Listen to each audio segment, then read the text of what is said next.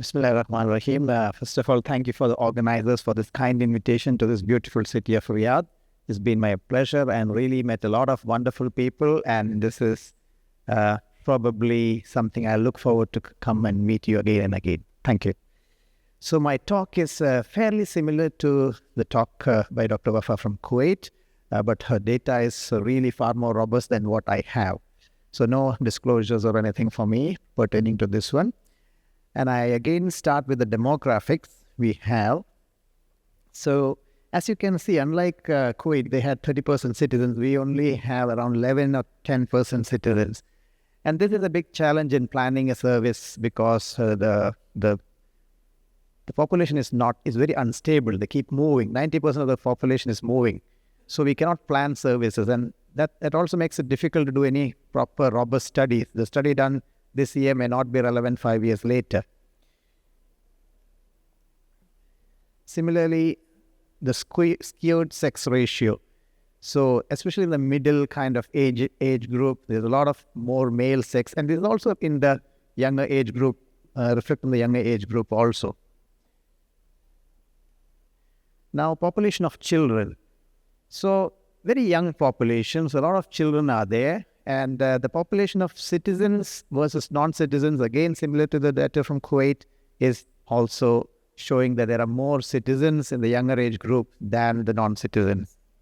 And our age group for pediatric is 18, and it's around 2 million. So the total population of UAE is around 10 to 11 million, and 1/5 of them are children. So knowing this in mind, we have to plan the services.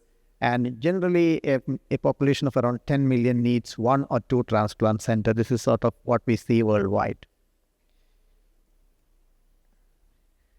Unfortunately, there is no major studies or data collection that has been done which will give a UAE-specific prevalence figures.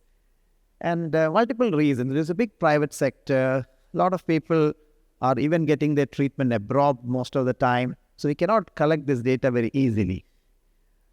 And this is one of the only study I could find that was so long ago in 1981. There's an adult study which had a little bit of children as well. So it's no longer relevant.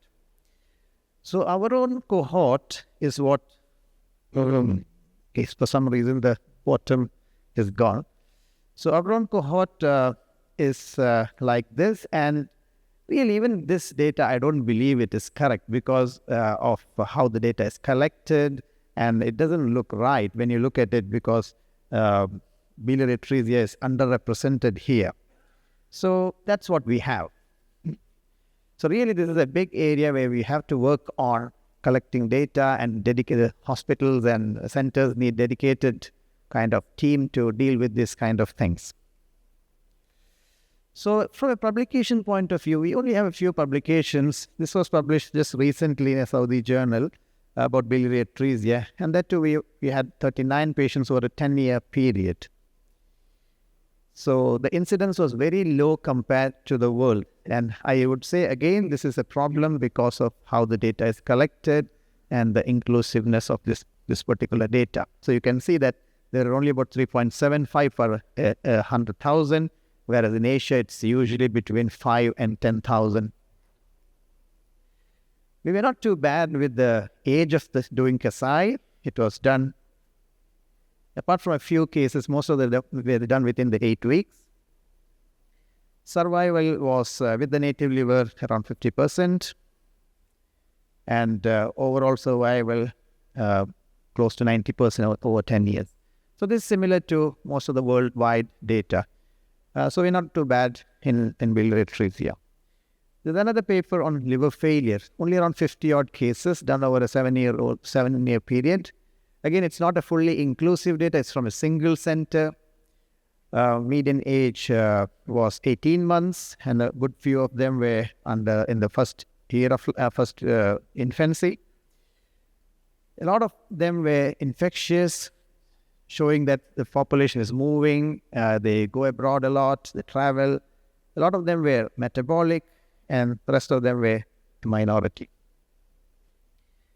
What is shocking here was the survival was only less than 60%. So this is not good. And probably this is because this was done before the liver transplant was started in UAE. And that might have influenced the lower survival, or they were very sick. And I can see that 16% metabolic rate means most of them were not transplantable. So in a way, you cannot say that that reflects your transplant service. So in this data, the conclusion was there is an increased incidence of infections and low rate of autoimmune hepatitis. But of course, you're not expecting too many autoimmune hepatitis in acute liver failure setting. So actually, these are the only 2 or 3 papers that has come which gives some meaningful idea of what's happening in UAE. So now I'll talk about the evolution, how things were. So really, if I go back to 1995, where you can have some early evidence of organized pediatric care, after initial workup, patients often travel abroad, and then they come back if they're either with transplant or some kind of plans. Of course, the investigative facilities were not great, so more or less they had to travel. And then gradually the centers started having some kind of specialization in Abu Dhabi, in one of the government hospitals. And here I talk about the pioneers. And when I see a country which is a new country like UAE, you also always have to talk about the pioneers, because sometimes it's very easy to overlook their contribution, and you might feel that their contribution is probably exaggerated or it was too trivial sometimes. But you have to realize that they are the people who provide the initial spark. And if that spark was not there, it wouldn't have developed. They are the one who give the direction. If you go in the right direction, you might get to the right place. So I think we always need to appreciate this kind of contribution. And this also means, now we are in gastro or hepatology, this also means we need to find newer areas, and we need pioneers in the newer areas. Whether it be metabolic or a subtype of disease and things. So we really need people to go into micro-specialization, and that's the only way to develop those things. So in those days, pediatric was the main specialty and hepatology became a micro. Now we want to be even more subspecialized in hepatology. So to the young group here, please look into these things and try to develop a niche area, and that's the future. So after these small centers were, or small kind of setups were established, more and more patients were treated locally, and then we could see the development of the organizations. Okay, these were very primitive, preliminary things, but there was a person to fall back on if you had an issue. Then we saw an area of very rapid growth, and this was almost like a transplantation actually. So the people who were experts in the field, they got temporarily transplanted into the country, they established partnership, they look after the complex cases, they are sent to the same places, and the local expertise gradually, or actually rapidly developed. So this was an area, a time of very rapid growth, and with more people aware, the more specialized conferences coming through, people became more and more aware, and the care rapidly improved. Now the next step was the government initiatives and trying to get the cutting-edge technologies and cutting-edge treatments to the country. So dedicated children hospital was established, adopting latest technology, again brought in a lot of expertise, and now we are having around 45 pediatric GI, but unfortunately only 2 or 3 dedicated hepatologists in the UAE. So this is a field which is still really only taking off. It's not in any way a mature service. We also saw a lot of expansion of specialties in the private sector, often in partnership with major centers.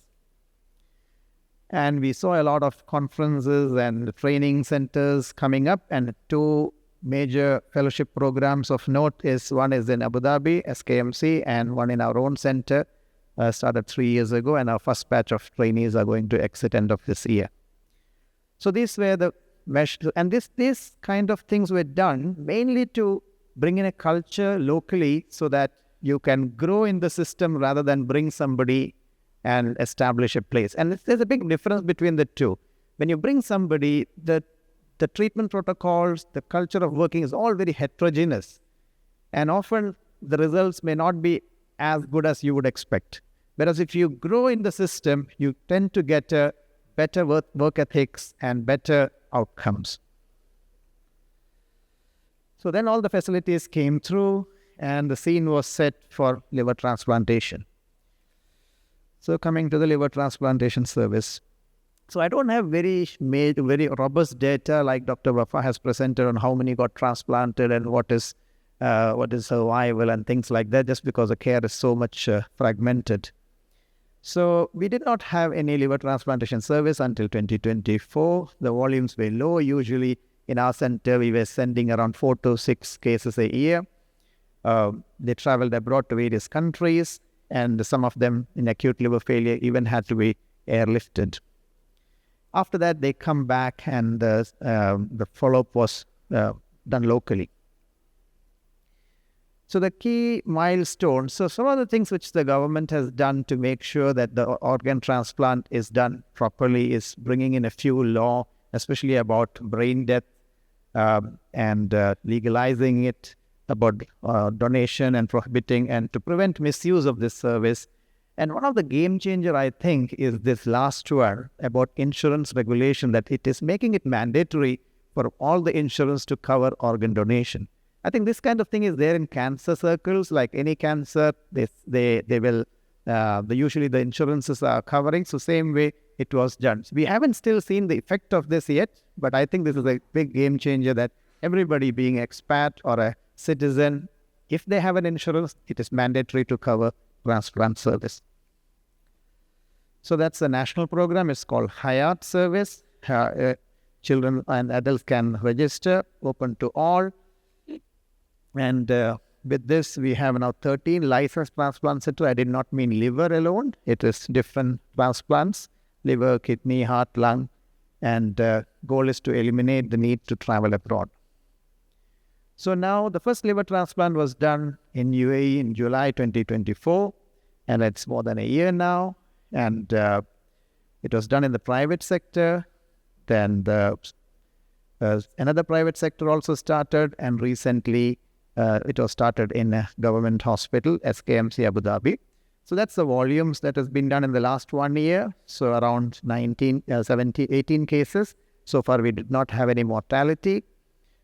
Small numbers, but there is potential to grow. Most of them have been metabolic diseases, from what I understand. There might be one more center coming up in my own center, but we will see how it pans out.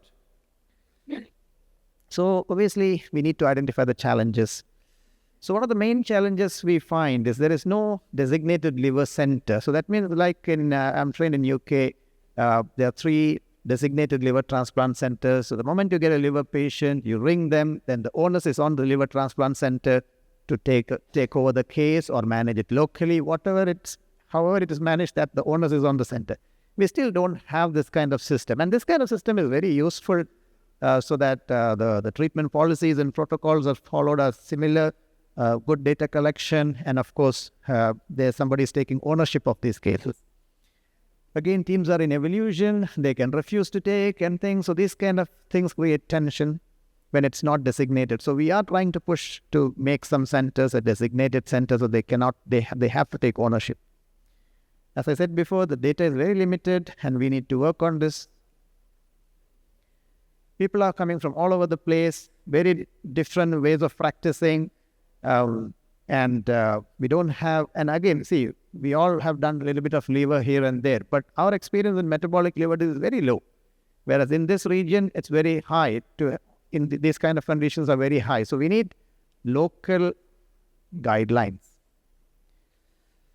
Of course, expensive. That's some of the kind of figures we are looking at.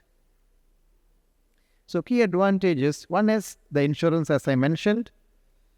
Then there is a good private and charitable institution partnership so that somehow we are managing to do the cases who deserve to be done. So we don't have to all send them abroad.